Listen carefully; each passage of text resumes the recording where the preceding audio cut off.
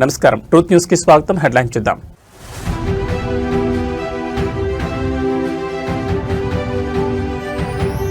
తిరుమలలో కలకలం. శ్రీవారి క్యూలైన్లో భక్తురాల్ని కాటేసిన పాము.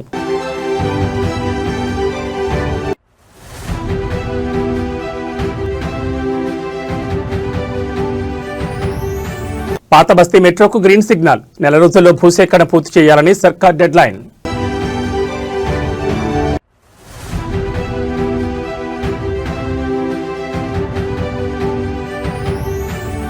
అక్షరాలు అంగడి సరుకయ్యాయి. యూపీలో ప్రభుత్వ నోటు పుస్తకాలు కిలో ₹4 విక్రయం.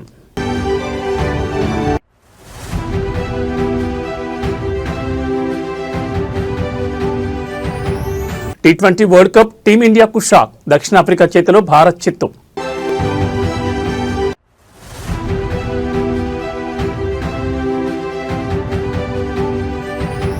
తెలుగు రాష్ట్రాలపై అల్పపీడన పంజా. ఏపీలో భారీ వర్షాలు, తెలంగాణలో వణికిస్తున్న చలి.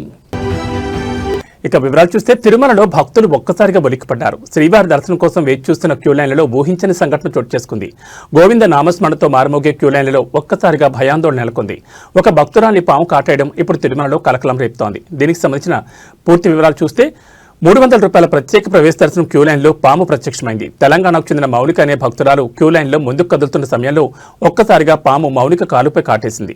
ఊహించని ఈ పరిణామంతో తోటి భక్తులు తీవ్ర భయాందోళన కోరారు. అప్రమత్తమైన టీటీడీ సిబ్బంది వెంటనే మౌనికను తిరుమలలోని అశ్విని ఆసుపత్రికి తరలించి ప్రాథమిక చికిత్స అందించారు. పరిస్థితి దృష్ట్యా ఆమెను మెరుగైన చికిత్స కోసం తిరుపతిలోని స్విమ్స్ లేదా రుయా ఆసుపత్రికి తరలించినట్లు సమాచారం. సాధారణంగా తిరుమల కొండ శేషాచలం అడవుల మధ్య ఉంటుంది కాబట్టి అప్పుడప్పుడు వన్యప్రాణులు సంచరిస్తూ ఉంటాయి. కానీ అత్యంత రద్దీగా ఉండే ₹300 క్యూలైన్లోకి పాము రావడం ఇప్పుడు చర్చనీయాంశంగా మారింది. అసలు క్యూలైన్ల నిర్వహణలో భద్రతా లోపాలున్నాయా, పారిశుద్ధ్య పనులు సరిగ్గా జరగడం లేదా అనే ప్రశ్నలు భక్తుల నుంచి వినిపిస్తున్నాయి. ఏది ఏమైనా పుణ్యక్షేత్రానికి వచ్చి ఇలాంటి ప్రమాదానికి గురవడం భక్తులను ఆవేదనకు గురిచేస్తోంది.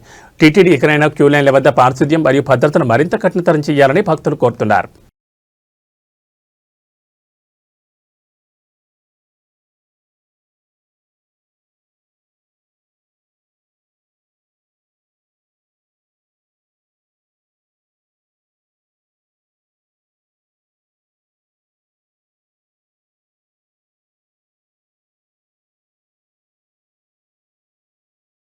ఆంధ్రప్రదేశ్లో ఇంటర్ పరీక్షలు ప్రారంభమయ్యాయి. ఇవాళ ఫస్ట్ ఇయర్ విద్యార్థులకు పరీక్షలు జరుగుతుండగా రేపు సెకండ్ ఇయర్ విద్యార్థులు తమ పరీక్షలకు హాజరు కానున్నారు. పరీక్షల నిర్వహణ కోసం రాష్ట్ర వ్యాప్తంగా 1537 కేంద్రాలను ఇంటర్ బోర్డు ఏర్పాటు చేసింది. పరీక్ష సమయానికి ఒక్క నిమిషం ఆలస్యమైనా లోపలికి అనుమతించేది లేదని అధికారులు ముందే స్పష్టం చేశారు. ఆంధ్రప్రదేశ్లో ఇంటర్ పరీక్షలు ప్రారంభమయ్యాయి. ఇవాళ ఫస్ట్ ఇయర్ విద్యార్థులకు పరీక్షలు జరుగుతుండగా రేపు సెకండ్ ఇయర్ విద్యార్థులు పరీక్షలకు హాజరు కాబోతున్నారు. అయితే కొంతమంది ఎగ్జామ్ హాల్కి ఆలస్యంగా రావడంతో వారిని గేటు దగ్గరే ఆపేశారు సిబ్బంది. లోపలికి పంపించాలని గేటు దగ్గర నిలబడి ఎదురు చూస్తున్నారు విద్యార్థులు. ట్రాఫిక్ కారణంగా ఆలస్యమైందని, ఈసారికి అనుమతించాలని తల్లిదండ్రులు వేడుకున్నారు. సిబ్బంది అనుమతించకపోవడంతో విద్యార్థులు కంటతడి పెట్టారు. ఈ ఒక్కసారికి అనుమతించాలని గేటు దగ్గర నిలబడి కన్నీరు పెట్టుకున్నారు. ఆంధ్రప్రదేశ్ రాష్ట్ర వ్యాప్తంగా ఈ సంవత్సరం మొత్తం 10,57,899 మంది విద్యార్థులు పరీక్షలకు హాజరవుతున్నారు. ఇందులో 5,31,275 మంది మొదటి సంవత్సరం విద్యార్థులుండగా 5,26,264 మంది ద్వితీయ సంవత్సరం విద్యార్థులు హాజరు కానున్నారు. పరీక్షలు ఉదయం 9 గంటల నుంచి మధ్యాహ్నం 12 గంటల వరకు జరగనున్నాయి. పరీక్ష సమయానికి ఒక్క నిమిషం ఆలస్యమైన కేంద్రంలోకి అనుమతించబోరని, ముందే సెంటర్కు చేరుకోవాలని ఇంటర్ బోర్డు స్పష్టం చేసింది.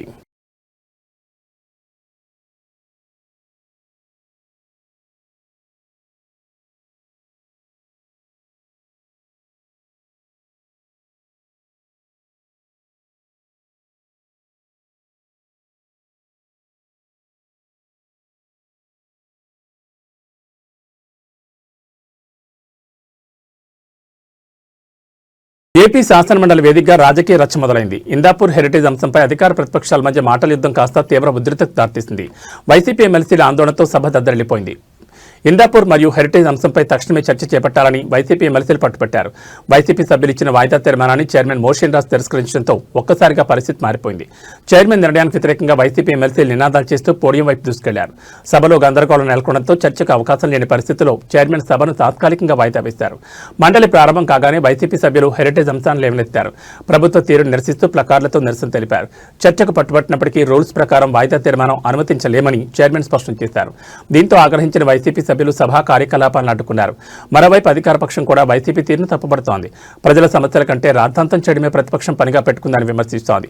అటు వైసీపీ మాత్రం ప్రభుత్వం చర్చకు భయపడుతోందని, వాస్తవాలు బయటకొస్తాయనే కారణంతోనే చర్చను అడ్డుకుంటోందని ఆరోపిస్తోంది. ప్రస్తుతానికి సభ వాయిదా పడింది. తిరిగి సభ ప్రారంభమైన తర్వాత కూడా ఇదే వేడి కొనసాగే అవకాశం కనిపిస్తోంది. వైసీపీ సభ్యులు తమ ఆందోళన కొనసాగిస్తారా లేదా ప్రభుత్వం చర్చకు అంగీకరిస్తుందా అనేది వేచి చూడాలి.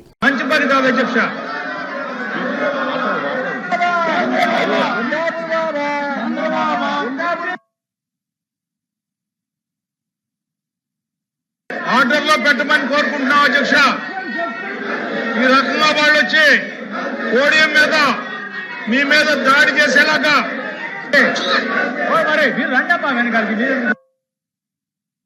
ఆర్డర్లో పెట్టవలసిందిగా కోరుతా ఉన్నాం అధ్యక్ష. ఇది మంచి సంప్రదాయం కాదు అధ్యక్ష. భాగ్యనగర వాసులకు, ముఖ్యంగా పాత బస్తీ ప్రజలకు ఒక బిగ్ అప్డేట్. ఎన్నో ఏళ్లుగా కాగితాలకే పరిమితమైన పాత బస్తీ మెట్రో లైన్ ఇప్పుడు పట్టాలెక్కేందుకు సిద్ధమవుతోంది. మెట్రో 2వ విడత పనుల్లో భాగంగా ప్రభుత్వం అత్యంత కీలకమైన అడుగు వేసింది. పాత బస్తీ మెట్రో భూసేకరణ ప్రక్రియను కేవలం నెల రోజుల్లోనే పూర్తి చేయాలని ప్రభుత్వం అధికారులను ఆదేశించింది. ఎంజీబీఎస్ నుంచి ఫలక్నుమా వరకు సాగే ఈ 5.5 కిలోమీటర్ల లైన్పై ఉన్న అడ్డంకులన్నీ తొలగిపోనున్నాయి. ఎట్టి పరిస్థితుల్లోనూ పనులు ఆలస్యం కాకూడదని, బాధితులకు నష్టపరిహారం చెల్లింపులో పారదర్శకత ఉండాలని స్పష్టం చేసింది. ఈ ప్రాజెక్టు పూర్తయితే పాత బస్తీ నుంచి నగరంలోని ఇతర ప్రాంతాలకు రవాణా కష్టాలు తీరనున్నాయి. హైదరాబాద్ మెట్రో ఫేజ్ 2లో భాగంగా పాత బస్తీ లైన్ నిర్మాణం ఇప్పుడు టాప్ ప్రయారిటీగా మారింది. గతంలో అనేక సాంకేతిక మరియు భూసేకరణ ఇబ్బందుల వల్ల ఈ ప్రాజెక్టు నిలిచిపోయింది. కానీ ఇప్పుడు ప్రభుత్వం యుద్ధ ప్రాతిపదికన పనులు పూర్తి చేయాలని నిర్ణయించింది. ముఖ్యంగా దారిలో ఉన్న మతపరమైన కట్టడాలు, వారసత్వ కట్టడాలకు నష్టం కలగకుండా డిజైన్లలో మార్పులు చేసిన సంగతి తెలిసిందే. ఇప్పుడు భూసేకరణకు సంబంధించి 1 మంత్ డెడ్ లైన్ విధించడంతో ఇక జేసీబీలు రంగంలోకి దిగడమే తరువాయని తెలుస్తోంది. నెల రోజుల్లో భూసేకరణ పూర్తయితే వచ్చే కొన్ని నెలల్లోనే పిల్లల నిర్మాణం ప్రారంభమయ్యే అవకాశం ఉంది. పాత బస్తీ మెట్రో అందుబాటులోకి వస్తే చార్మినార్, సాలార్జంగ్ మ్యూజియం వంటి పర్యాటక ప్రాంతాలకు వెళ్లే భక్తులు, పర్యాటకులకు ట్రాఫిక్ తిప్పలు తప్పుతాయి.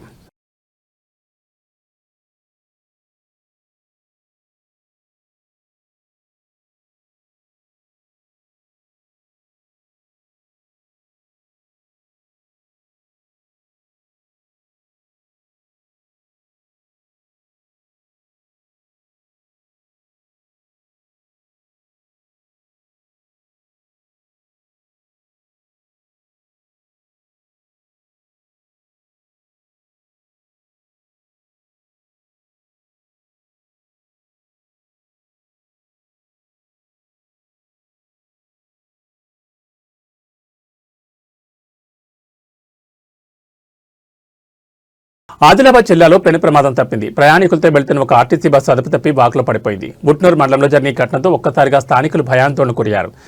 ఉట్నూరు మండలం షాంపూర్ బ్రిడ్జ్ వద్ద వాగులో బోల్తాపడిన ఆర్టీసీ బస్సు బ్రిడ్జిపై వెళ్తున్న క్రమంలో ఒక్కసారిగా అదుపు తప్పి వాగులోకి దూసుకెళ్లిన వాహనం. బస్సులోని పలువురు ప్రయాణికులకు తీవ్ర గాయాలయ్యాయి. వెంటనే వారిని చికిత్స నిమిత్తం సమీప ఆసుపత్రికి తరలించారు.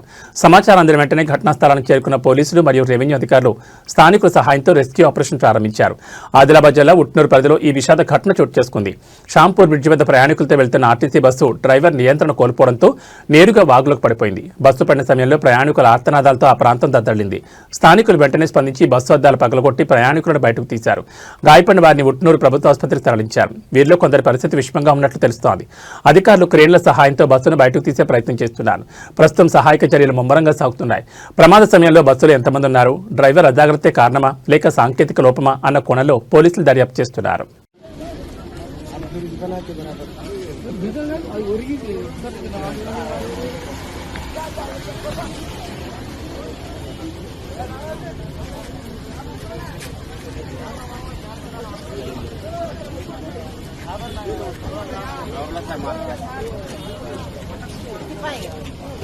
తెలంగాణలో గత ప్రభుత్వం చేపట్టిన ప్రాజెక్టులు 80% పూర్తయినా మిగిలిన 20% పనులు పూర్తి చేయడానికి రాష్ట్ర ఖజానాలో సరిపడ నిధులు లేవని ముఖ్యమంత్రి రేవంత్ రెడ్డి అసహనం వ్యక్తం చేశారు.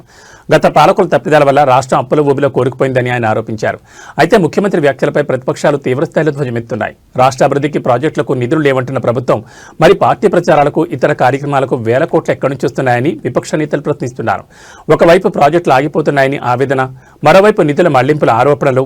ఈ నేపథ్యంలో అసలు రాజకీయ సమీకరణాలు ఎలా ఉన్నాయో రాష్ట్ర ఆర్థిక పరిస్థితిపై శ్వేతపత్రం విడుదల చేసిన ప్రభుత్వం అప్పుల వడ్డీలకే సగం ఆదాయం పోతోందని చెప్తోంది.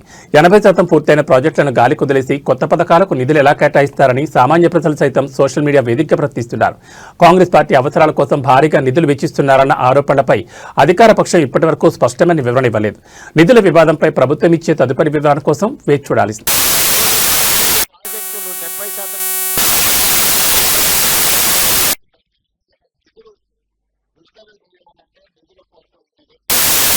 ఉత్తరప్రదేశ్ రాష్ట్రం పారిశ్రామికంగా మరో ముందడుగు వేస్తోంది. ముఖ్యంగా యువతకు అంతర్జాతీయ స్థాయి నైపుణ్య శిక్షణ అందించే లక్ష్యంతో సింగపూర్లోని ప్రతిష్టాత్మక సంస్థలతో యూపీ ప్రతినిధి బృందం కీలక చర్చలు జరిపింది. నైపుణ్య భారత్, నైపుణ్య యూపీ దిశగా అడుగులు పడుతున్నాయి. సింగపూర్లోని ఐటీఈ ప్రధాన కార్యాలయం మరియు ఐటీఈ కాలేజ్ సెంటర్లను సందర్శించిన యూపీ బృందం ఏవియేషన్, లాజిస్టిక్స్, అడ్వాన్స్డ్ మ్యానుఫ్యాక్చరింగ్ మరియు డేటా సెంటర్ ఆపరేషన్లలో శిక్షణపై చర్చలు, ప్రతి జిల్లాలో స్థాపించబోతున్న Sardar Vallabhbhai Patel employment and industrial జోన్ల గురించి వివరణ, సింగపూర్ ఐటీఈ ఎడ్యుకేషన్ సర్వీసెస్ భాగస్వామ్యంతో యూపీ యువతకు అంతర్జాతీయ ప్రమాణాలతో కూడిన వృత్తి విద్యా కోర్సులు, ఉత్తరప్రదేశ్ను గ్లోబల్ మ్యానుఫ్యాక్చరింగ్ హబ్గా మార్చే వ్యూహంలో భాగంగా సింగపూర్ పర్యటనలో ఉన్న అధికారులు ఐటీఈఎస్ టీంతో సుదీర్ఘంగా చర్చించారు. మారుతున్న టెక్నాలజీకి అనుగుణంగా డేటా సెంటర్లు, లాజిస్టిక్స్ రంగంలో నిపుణులైన శ్రామిక శక్తిని ఎలా తయారు చేయాలో చర్చించారు. ముఖ్యంగా ఉత్తరప్రదేశ్ ప్రభుత్వం ప్రతిష్టాత్మకంగా చేపట్టబోతున్న సర్దార్ వల్లభాయ్ పటేల్ ఎంప్లాయ్మెంట్ జోన్ల ద్వారా లక్షలాది మందికి ఉపాధి కల్పించడమే లక్ష్యంగా పెట్టుకుంది. ఈ జోన్లలో నైపుణ్య శిక్షణ మరియు కెపాసిటీ బిల్డింగ్ కోసం సింగపూర్ యొక్క సాంకేతిక సహకారం తీసుకోవాలని యూపీ ప్రభుత్వం నిర్ణయించింది. ఈ అంతర్జాతీయ భాగస్వామ్యం ద్వారా యూపీలోని యువతకు కేవలం స్వదేశంలోనే కాకుండా ప్రపంచవ్యాప్తంగా ఉద్యోగ అవకాశాలు దక్కుతాయని అధికారులు భావిస్తున్నారు. పారిశ్రామికీకరణలో వేగం పుంజుకుంటున్న తరుణంలో ఈ సింగపూర్ మోడల్ నైపుణ్య శిక్షణ యూపీకి ఎంతగానో ఉపయోగపడనుంది.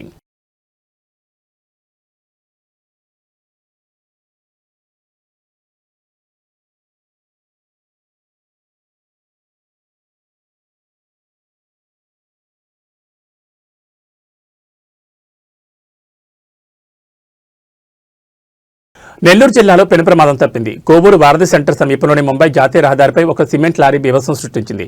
అదుపు తప్పిన భారీ లారీ డివైడర్ను వేగంగా ఢీకొట్టి అవతల వైపు ఉన్న జనావాసాల్లోకి దూసుకెళ్లింది. నెల్లూరు జిల్లా కోవూరు వారధి సెంటర్ ముంబై నేషనల్ హైవే అతివేగంగా వస్తున్న సిమెంట్ లారీ ఒక్కసారిగా నియంత్రణ కోల్పోయింది. డివైడర్ను దాటుకుని రోడ్డు పక్కనే ఉన్న ఒక ఇంట్లోకి దూసుకుపోవడంతో అక్కడి ప్రజలు భయాందోళనకు గురయ్యారు. అదృష్టవశాత్తు ఆ సమయంలో ఇంట్లో ఉన్న వారు ప్రాణాపాయం నుంచి త్రుట్లో తప్పించుకున్నారు. అయితే ఇంటి గోడలు పూర్తిగా ధ్వంసమయ్యాయి. లారీ డ్రైవర్ స్వల్ప గాయాలతో బయటపడ్డారు. కోవూరు ఘటనపై స్థానికులు తీవ్ర ఆగ్రహం వ్యక్తం చేస్తున్నారు. జాతీయ రహదారిపై వాహనాల వేగాన్ని నియంత్రించే చర్యలు లేకపోవడమే ఇలాంటి ప్రమాదాలకు కారణమని ఆవేదన చెందుతున్నారు. భారీ వాహనాలు జనావాసాల మధ్య ఉన్న రోడ్లపై కూడా అతివేగంతో వెళ్తున్నాయి. పోలీసులు పెట్రోలింగ్ పెంచాలని డిమాండ్ చేస్తున్నారు. ప్రమాదం జరిగిన వెంటనే పోలీసులు అక్కడ చేరుకుని క్రేన్ సహాయంతో లారీని తొలగించే ప్రయత్నం చేస్తున్నారు. ట్రాఫిక్ అంతరాయం కలగకుండా చర్యలు తీసుకుంటున్నారు.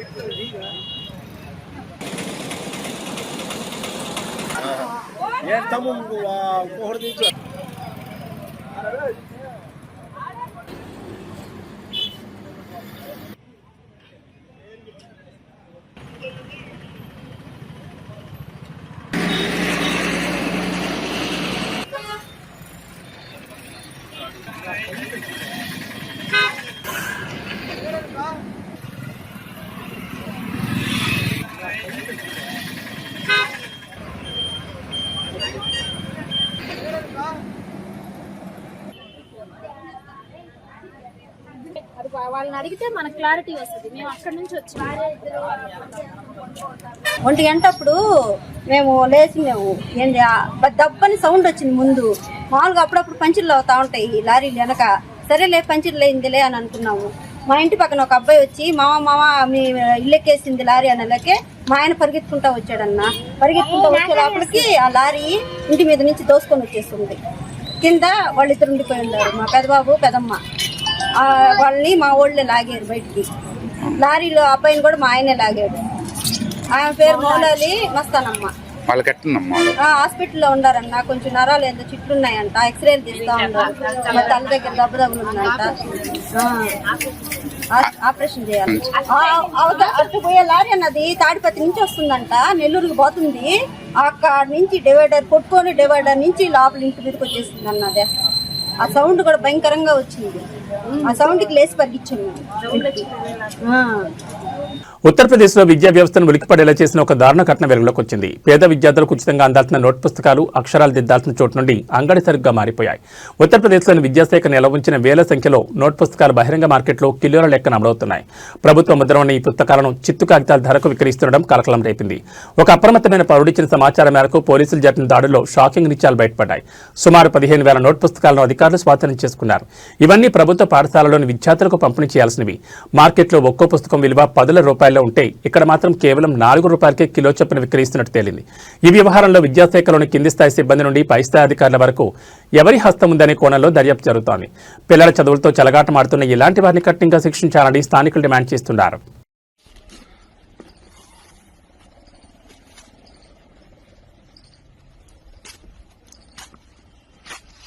सरकारी किताबों से लदा हुआ बंडल, ये देखिए कौन सी किताबें ये भी आपको दिखाते हैं। समग्र शिक्षा कक्षा 4 के लिए कला की पाठ्य पुस्तक,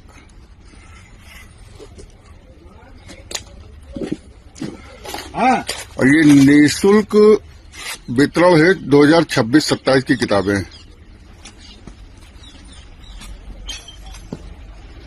ये पूरा ट्रक भरा हुआ है।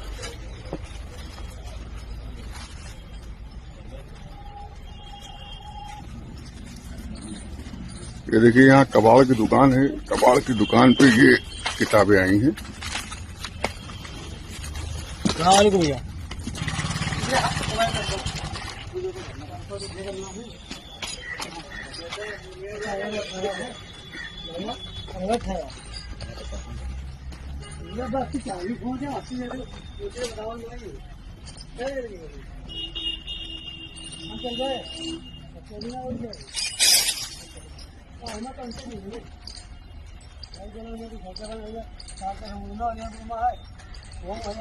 T20 ప్రపంచ కప్ 2026 సూపర్ 8 దశలో భారత్ జట్టుకు చేదు ఆరంభం ఎదురైంది. అహ్మదాబాద్లో నరేంద్ర మోడీ స్టేడియంలో దక్షిణాఫ్రికాతో జరిగిన తొలి మ్యాచ్లో టీమిండియా 76 పరుగుల భారీ తేడాతో ఓటమి పాలైంది. 188 పరుగుల భారీ లక్ష్యంతో బరిలో దిగిన భారత్ ప్రత్యర్థి బౌలర్ల ధాటికి 18.5 ఓవర్లలో 111 పరుగులకే కుప్పకూలింది. లక్ష్య ఛేదనలో భారత్ బ్యాటింగ్ ఆర్డర్ పేకమేళ్లా కూలిపోయింది. ముఖ్యంగా పవర్ ప్లేలో ఇషాన్ కిషన్, తిలక్ వర్మ, అభిషేక్ శర్మ వంటి కీలక బ్యాటర్లు పెవిలియన్ చేరడం జట్టును తీవ్రంగా దెబ్బతీసింది. మ్యాచ్ అనంతరం ఓటమిపై కెప్టెన్ సూర్యకుమార్ యాదవ్ స్పందించాడు. బ్యాటింగ్ వైఫల్యాన్ని ఓటమికి ప్రధాన కారణంగా పేర్కొన్నాడు. భారీ లక్ష్య ఛేదనలో పవర్ ప్లేలోని మ్యాచ్ గెలవలేం, కానీ వికెట్లు కోల్పోతే అక్కడే ఓడిపోతాం. మా విషయంలో అదే జరిగిందని ఆయన విశ్లేషించాడు. అయితే బౌలింగ్లో జస్ప్రీత్ బుమ్రా, హర్షదీప్ సింగ్ అద్భుతంగా రాణించి 5 వికెట్లు పడగొట్టారని ప్రశంసించాడు. ఈ ఓటమి నుంచి పాఠాలు నేర్చుకుని పుంజుకుంటున్నామని సూర్య ధీమా వ్యక్తం చేశాడు. చెన్నైలో జింబాబ్వేతో జరగనున్న తదుపరి మ్యాచ్లో తమ దూకుడైన ఆట తీరును కొనసాగిస్తామని స్పష్టం చేశాడు. తాజా ఓటమితో భారత్ నెట్ రన్ రేట్ భారీగా పడిపోయింది. దీంతో సెమీఫైనల్లో ఆశలు సజీవంగా ఉండాలంటే తదుపరి మ్యాచ్లో జింబాబ్వేపై భారీ తేడాతో గెలవడం అత్యంత కీలకంగా మారింది.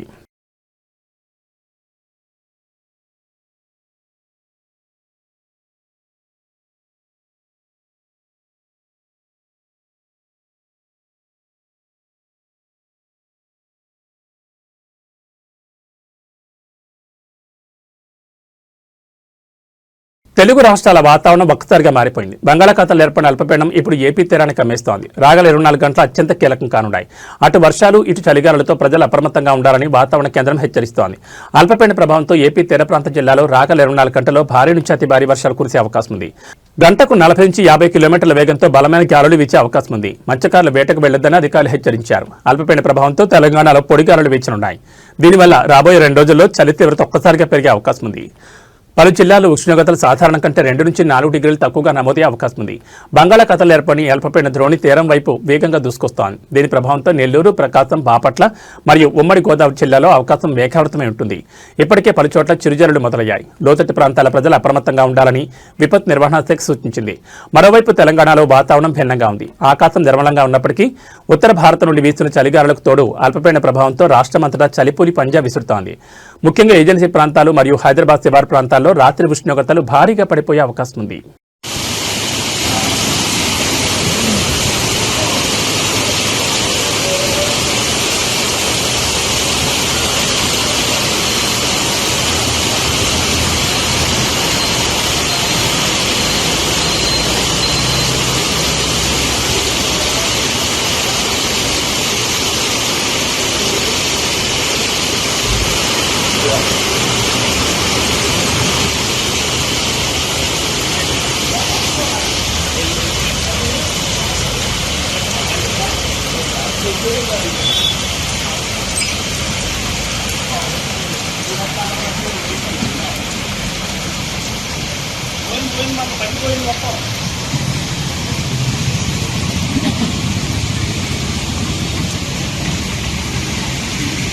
అనకాపల్లి జిల్లా నర్సీపట్నం మండలంలోని నీలంపేట గ్రామంలో ఆదివారం స్వర్గీయ నందమూరి తారక రామారావు విగ్రహావిష్కరణ మహోత్సవం అత్యంత వైభవంగా జరిగింది. ఈ కార్యక్రమానికి ముఖ్య అతిథిగా విచ్చేసిన ఆంధ్రప్రదేశ్ రాష్ట్ర శాసనసభ స్పీకర్ చింతకాయల అయ్యన్న పాత్రుడు ఎన్టీఆర్ విగ్రహాన్ని ఆవిష్కరించారు.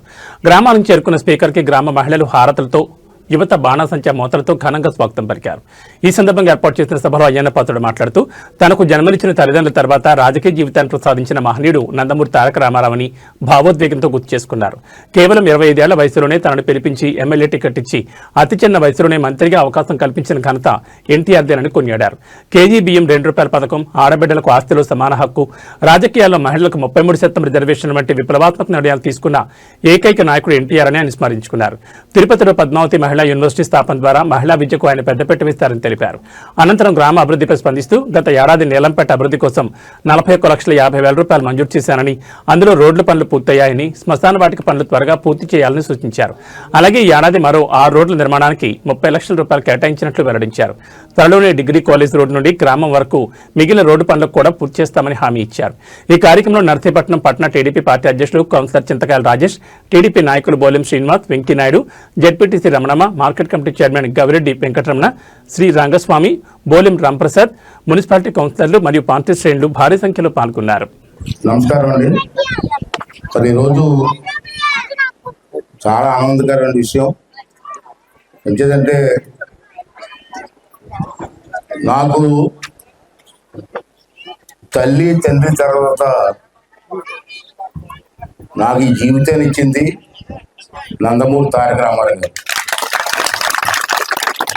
మీ అందరికీ తెలుసు, నేను చిన్నప్పుడు చదువుకున్న తర్వాత డిగ్రీ పాస్ అయ్యాను. డిగ్రీ పాస్ అయిన తర్వాత నాకు అప్పుడు 25 సంవత్సరాలు. ఇప్పుడైతే 70 వచ్చాయి నాకు. ఇప్పుడే నేను కుర్రోడ్నేం కాదు, 70 సంవత్సరాలు వచ్చాయి నాకు. 25 సంవత్సరాల వయసు ఉన్నప్పుడు ఎన్టీ రామారావు గారు నన్ను పిలిపించారు హైదరాబాద్. పిలిపించి రమ్మంటే వెళ్ళాను. రామారావు గారి ఇంటికి వెళ్తే నీకు ఎమ్మెల్యే టికెట్ ఇస్తాను, పోటీ చేస్తామని అడిగారు. అప్పుడు నాకు ఎమ్మెల్యే అంటే తెలీదు, రాజకీయాలు తెలీదు.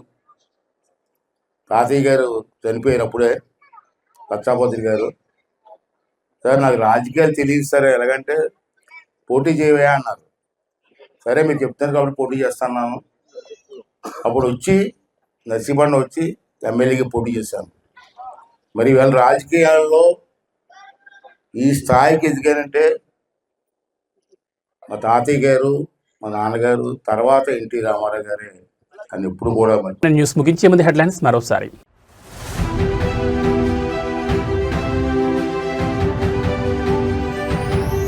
తిరుమలలో కలకలం, శ్రీవారి క్యూలైన్లో భక్తురాల్ని కాటేసిన పాము.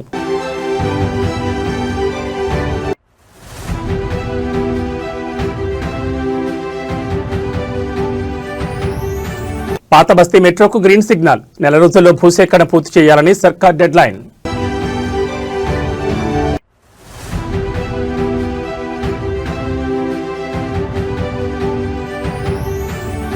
అక్షరాలు అంగడి సరుకయ్యాయి, యూపీలో ప్రభుత్వ నోటు పుస్తకాలు కిలో ₹4 విక్రయం.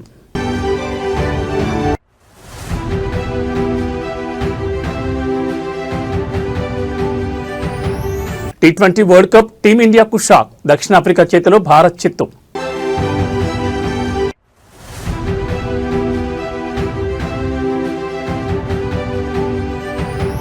తెలుగు రాష్ట్రాలపై అల్పపీడన పంజా, ఏపీలో భారీ వర్షాలు, తెలంగాణలో వణికిస్తున్న చలి. ఇవి బులెటిన్ విశేషాలు. నమస్కారం.